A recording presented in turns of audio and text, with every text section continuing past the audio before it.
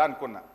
CSS కింద 2023-24 సంవత్సరానికి కేంద్ర ప్రభుత్వం పెట్టింది 4,60,614 కోట్లు. ఈ సంవత్సరం సిఎస్ఎస్ కింద సెంట్రల్లీ స్పాన్సర్డ్ స్కీమ్స్ కింద రాష్ట్రాలకు ఇచ్చే డబ్బు ఈ సంవత్సరం ఎంత పెట్టారు అని చూశాను. 5,05,978 కోట్లు. అంటే గత సంవత్సరం కంటే 45,000 కోట్లు సిఎస్ఎస్లో ఎక్కువ పెట్టారు.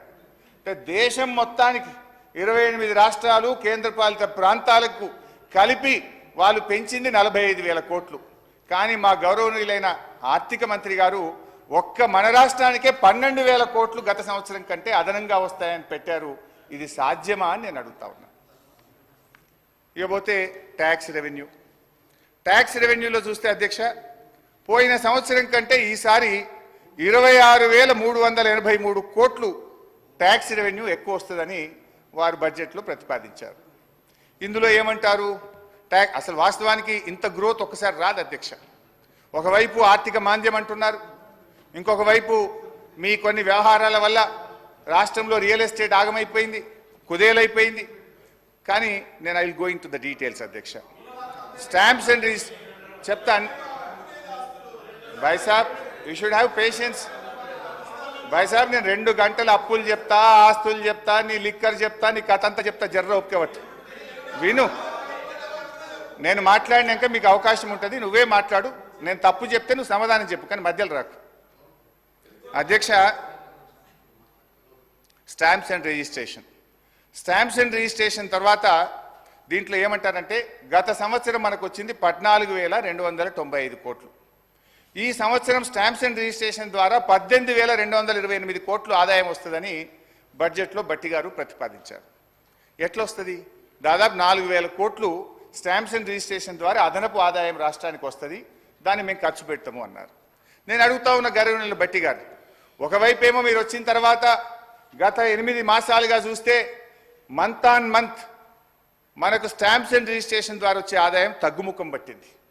ఒకవైపు ఏమో రిజిస్ట్రేషన్లు తగ్గుతూ ఉన్నాయి, రిజిస్ట్రేషన్ ఆదాయం తగ్గుముఖం పడితే ఇంకొక వైపు మీరు 4,000 కోట్లు పెరుగుతుందన్నారు. ఏ రకంగా పెంచుతారు?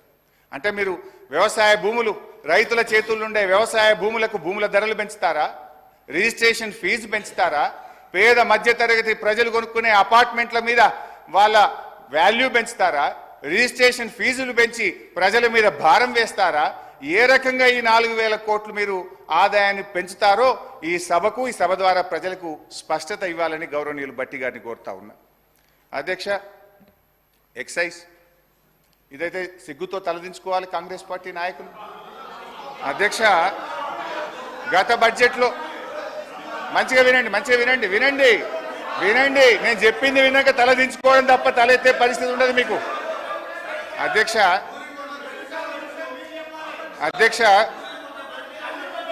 ప్లీజ్.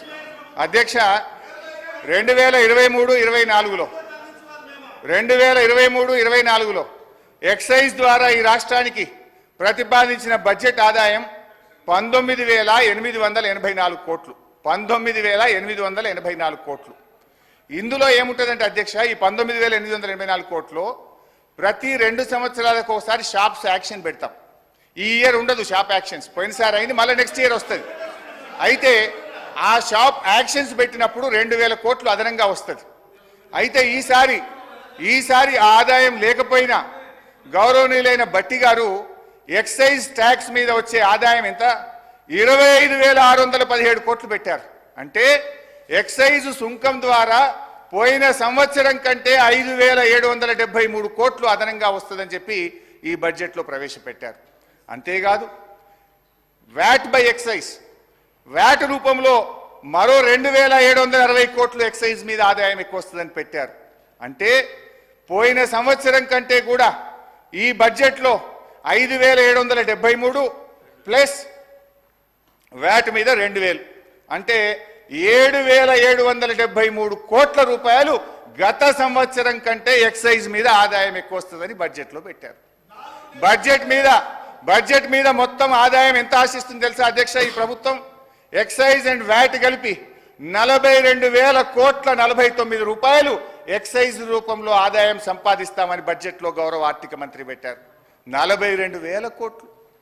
అధ్యక్ష, అంటే గతంలో ఇదే బట్టి గారు ఇదే అసెంబ్లీలో మాట్లాడారు.